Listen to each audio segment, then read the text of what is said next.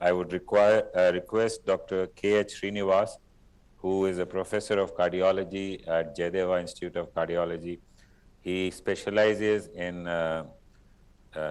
coronary and structural heart disease, and he's an expert on balloon mitral valvotomy. He's going to be speaking about tips and tricks of transeptal puncture and also for balloon mitral valvotomy.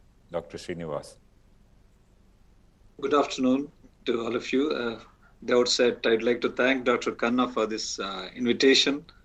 I think the next 10 to 12 minutes, I'll try to, as briefly as possible, cover the topic of tips and tricks in transeptal puncture and balloon mitral valvotomy. I'm sure for this august audience, all these things are probably quite routine, but I'll just try to convey some of my viewpoints in these issues. Well, we all know the transeptal puncture in 1960s was used basically for getting hemodynamic information on the left of the left heart. So with the advent of balloon valvotomy, mitral balloon valvotomy in 1984, thanks to Dr. Inouye, I think in the developing world, the transeptal puncture, the main indication has been the balloon mitral valvotomy. Of course, the indications have expanded in the next 2 decades. As you can see, there are a number of procedures which need a left atrial access by transeptal puncture, like the EP procedures, the left atrial appendage closures, left ventricular assist device implantation, then the mitral paravalvular leak closures, transmitral repair with MitraClip, then the mitral valve percutaneous transcatheter mitral valve replacements. All these have entered the scenario in a big way, making the need for transeptal. I mean, one has to really learn the transeptal catheterization for every procedure that I listed. However, in our part of the world, the balloon mitral valvotomy remains the main indication for transeptal puncture. I'll restrict myself to the transeptal puncture with respect to the mitral valvotomy in the interest of time. Well, the most important thing for a safe and successful balloon mitral valvotomy is the case selection with the help of a proper echocardiography. Then the next is the safe transeptal puncture, and a little knowledge about how to handle the difficult scenarios and handling the complications. Well, the echo evaluation is the key for case selection. So one has to really assess the morphology of the mitral valve. One has to have a close look at the leaflet thickness, the subvalvular apparatus, the distribution of the calcium, presence or absence of left atrial thrombus, and pre-existing mitral regurgitation. One has to also get an idea about the profile of the IAS regarding the severity of the bulge, which could pose problems in the transeptal puncture. And it is our policy to have echo in the cardiac cath lab while performing BMV to optimize the results, basically. And sometimes it goes a long way. It does help us to guide the transeptal puncture, as I would show in some of the cases. And it would help us in early recognition of the complications so that we can take care of them quickly. Well, we all know that various scores are there to select a case for balloon mitral valvotomy to assess the suitability of the mitral valve for balloon mitral valvotomy. I'll not go into the details of this. Most commonly used world over is the Wilkins score. So no one scoring system has been proven to be superior, and a patient should not be denied PTMC merely because of a poor score. So generally, the contraindications that one can easily think of are the large left atrial clot, significant mitral regurgitation, bicomissural calcification, which could predispose to leaflet tears, and of course, lack of expertise. An obvious contraindication, a huge clots like this, which is adherent to the septum, or a large clot in the body, which would come in the route of the crossing of the hardwares, is an obvious contraindication for mitral transeptal puncture and mitral valvotomy. Well, of course, if the clot is small and restricted to the left atrial appendage, or a small clot in the left atrial loop, one can still consider mitral valvotomy with due care following the recommendations followed. Of course, this should be restricted for use in expert hands only.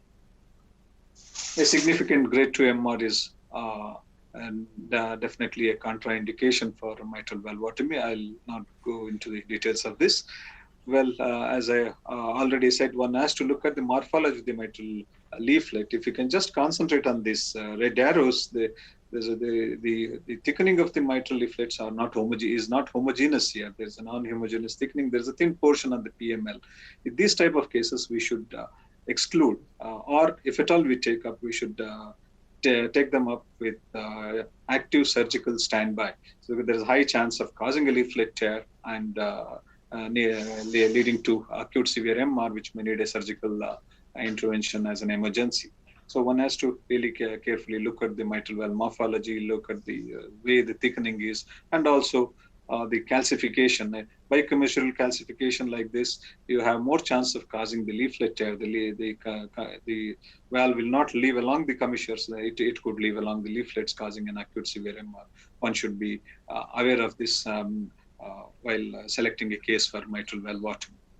Coming to the transeptal puncture procedure proper, yes, for a safe transeptal puncture, one has to be well versed with the intra-atrial septal anatomy. We intend to puncture the septum in and around the fossa ovalis. As you can see here, we have to know the boundaries or the other structures which form the borders for the fossa. This is where we intend to puncture. We should know that the aortic non-coronary sinus is anterior and superior to the fossa ovalis, while the tricuspid septal leaflet and the coronary sinus are anterior, and coronary sinus is a little inferior. So this rough orientation at least one should have while trying to get a transeptal puncture. And most of us do the transeptal puncture with the guidance of the fluoroscopy. As you can see here, one has to, there are various views one uses. There is no single view that is superior to the other. We have to continue to do the transeptal puncture in the view that we are most comfortable with and we are trained in. So, however, one has to always keep in mind that we have to verify in at least 2 different planes before advancing the transeptal puncture needle. So always verify in 2 needles. We generally adopt descent along in the AP view, then either in LAO or in the RAO, we finally take the puncture. So when we descend from the SVC, generally we keep the, we have to, one thing, as I already said, we have to keep away from the aorta. Then we should be half a vertebral width to 3/4 of a vertebral width below the non-coronary sinus. That's where we choose the sweet spot. Then, of course, guided by the septal flush. So as you can see carefully, if you observe here, once we get down here, we can try to get an idea of where the septum is. And it's a not only visual, it's also a tactile sensation of the left atrial pulsation can be appreciated by the operating person. So once we know that we are in the reasonable position, then we can advance the catheter, the puncture needle, to get a safe access into the left atrium. So this is how it would look in various views, the LAO, the lateral view, and once we get then access, the contrast in the left atrium confirms. Also, we get an idea with the pressure parameters that we get. The left atrial pressure pattern would come up on the hemodynamic monitor. And generally, the septal puncture, one has to know that the broken burrows needle, the pointer generally is kept in the 4 o'clock to 6 o'clock position. That's when most of the times it faces the foramen ovale or the intra-atrial septum properly. However, when there is a large left atrium, one may have to have the direction of the needle. One may have to go beyond the 6 o'clock position to get our needle abut onto the intra-atrial septum. So this is a septal flush and a septal stain. This is a very useful tool in some cases where we can clearly, especially when there is a large LA, when we are finding it difficult to abut the needle, as flush and a stain could really help us to get the confidence to advance the needle. This could be a very useful tool if we make a practice. Well, there are certain difficult scenarios for the transeptal puncture and for crossing the mitral valve. the transeptal puncture, one can have difficulties either because of a huge RA or a huge left atrium, the gross intraatrial septal bulge, sometimes due to a thick septum, sometimes due to anomalies like dextrocardia or the IVC anomalies or kyphoscoliosis. So in these situations, probably one could take the help of echocardiography. Many times, transthoracic echo itself could give us a easy image to guide our puncture set, especially in the scenario of emaciated patients with mitral stenosis, which is often the scenario in the developing countries where many poor patients, low socioeconomic strata patients develop this disease. So we can get a good window, and that could be a great help in getting a safe transeptal access. And sometimes when there's a large LA, one may have to reshape the broken burrow needle to get the needle abaton to the site of puncture. So that could be of help in getting the needle abaton to the septum to access the left atria. And a huge left atria, a gross AS bulge like this, and a giant LA, again, the echo in the cath lab could be of help. As you can see here, initially the needle was very high up in the intraatrial septum, and with the help of the echo guidance, we could get it down and then have a safe septal puncture and complete the procedure. Now, of course, if we have the transesophageal echo or the intracardiac echo, it would make the transeptal puncture very, very safe. And though we do utilize transesophageal echo in some circumstances, though routinely we follow the fluoroscopy guided puncture. And at times, one could also get the intraatrial septum by having a Leo phase angiogram of the left atrium, where the intraatrial septum can be profiled, and we can target over from broken burrow needle in the appropriate direction to get a safe access. Just a word about the situs inversus dextrocardia here.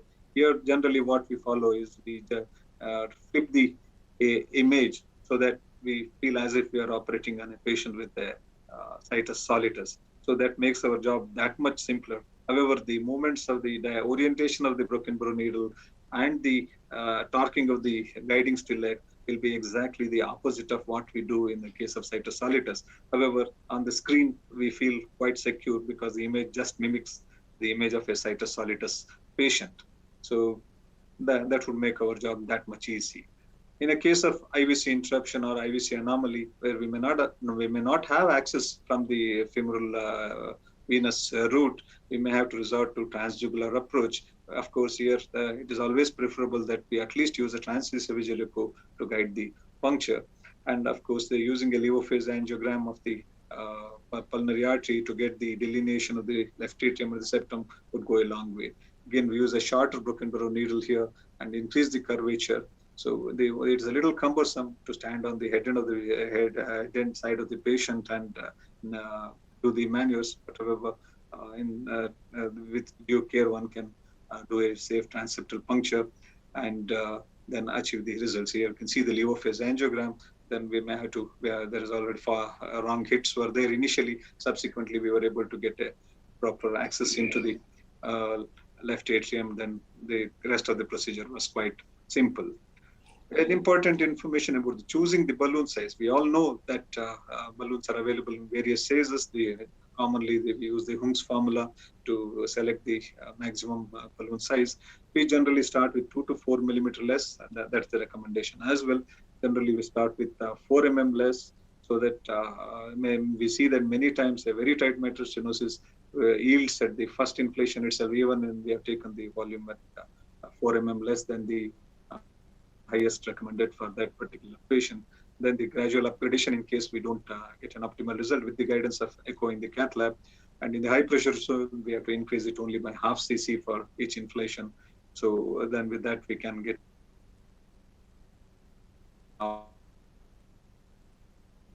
optimal split. Deflation failure of the balloon or the Acura balloon. So in that situation, it is important that we generally practice having a higher dilution of the contrast, so that the deflation will be much easier. So the undiluted contrast sometimes can be very difficult. Deflation failure is more common in that. So always verify. You take 1:5 or 1:7 dilution. That we just need a bare visibility of the balloon. That's all. So it is the deflation would never be a problem when we take a higher dilution. Well, there may be technical difficulties in crossing the mitral valve and completing the procedure. Normally, with an anti-clockwise torque on the guiding stillet, one can negotiate the catheter across the mitral valve. However, when there is a very critical mitral stenosis, or if you have a giant LA, we have an unfavorable IAS puncture, or if there is a severe submitral stenosis or a thick intratracheal septum, one may have difficulties crossing the mitral valve.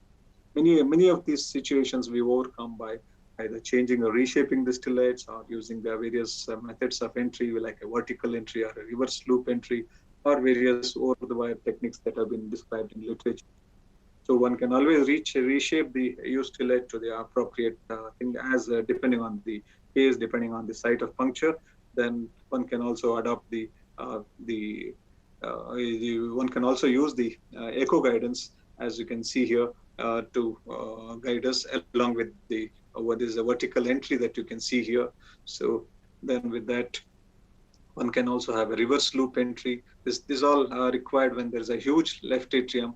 One may have to adopt various methods like this to get access into the left ventricle, to get the balloon across the mitral valve.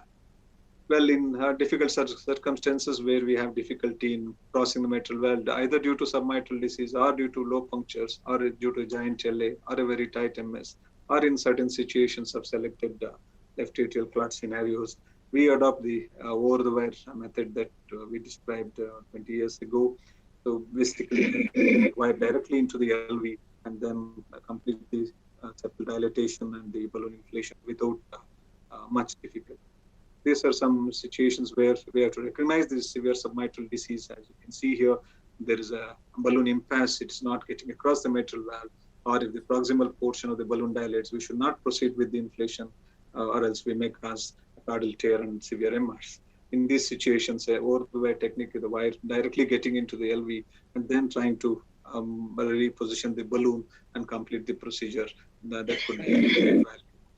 And some situations where we can even not get the balloon across, even by the over-the-wire technique that we routinely follow with the coiled wire, we may have to get the wire into the, here is a case where we have got the wire into the ascending wire, termo wire, then have a predilatation of the submitral apparatus by a peripheral balloon, then subsequently complete the procedure with the NOE balloon. These are some rare scenarios that could be of use for an operator performing balloon mitral valvotomy. I will not go much into the details of this LA thrombus. Generally, if it is restricted to 1A, 1B, or 2A categories, one may be in a position to perform a safe balloon valvotomy by adopting the over-the-wire method that we have described. And of course, even in any case, we have to anticoagulate for 6 to 8 weeks before embarking on this procedure, so that we may dissolve the clot itself, or at least the clot may get reorganized, and it may become more safe for us to do a procedure. And one should always be alert to the possibility of a stroke. Unless there is a dire requirement, one should not, untrained hands should not embark on this type of procedures in the presence of a leg clot or appendage clot. Over-the-wire technique for all exchanges and balloon dilatation should be used in this scenario. This is one illustration where we have completed a procedure by over-the-wire technique in a patient with a small LA roof clot. Well, the complications, yes, one should always be alert to and be ready to handle. The cardiac tamponade is the one which is the most feared complication of transeptal puncture. So it can be either due to free wall perforations or the roof perforations. Small nicks, small perforations on the aorta most of the times are benign. A stitch perforation is generally the one which causes a large tamponade, and we should be quickly able to perform emergency pericardiocentesis. And sometimes if the bleed is more heavy, we may have to do an auto transfusion and arrange. We should have a lot of blood available to reverse the heparin. And if a situation permits, or if the expertise is there, we may go ahead with BMB through another puncture, as we see in this case. By we have just made a second puncture, kept the initial balloon catheter there, made a second puncture, and completed the procedure. And of course, the surgeon should always be alerted in case of large effusion with tamponade for an emergency surgery, or with either mitral valve replacement. And closure of the perforation. Severe acute MR, we generally see in around 1 to 2% of our patients. Generally, one has to be alert because the patient may not complain of breathlessness. They will be having fatigue, perspiration, hypotension, and tachycardia. We should be quick in recognizing these scenarios. It's our policy to send them for early surgery, as we have seen that delaying surgery in these situations is detrimental to the overall outcome of the patient. So with this, I would conclude by just reiterating that case selection is the most important thing. Liberal use of transthoracic echocardiography and selected use of transesophageal and ICE could make our procedure with transeptal puncture and balloon mitral valvotomy very safe. A safe transeptal puncture training is the most important thing for anybody who embarks on the program of balloon mitral valvotomy. Or the wire techniques which are available could be of use in difficult scenarios. One should always know how to change the shape of the broken bone needle and the stillage to negotiate difficult circumstances. And of course, the management of the complications when they occur is equally important. With this, I thank Dr. Khanna and his team for this opportunity. Thank you very much. Very wonderful.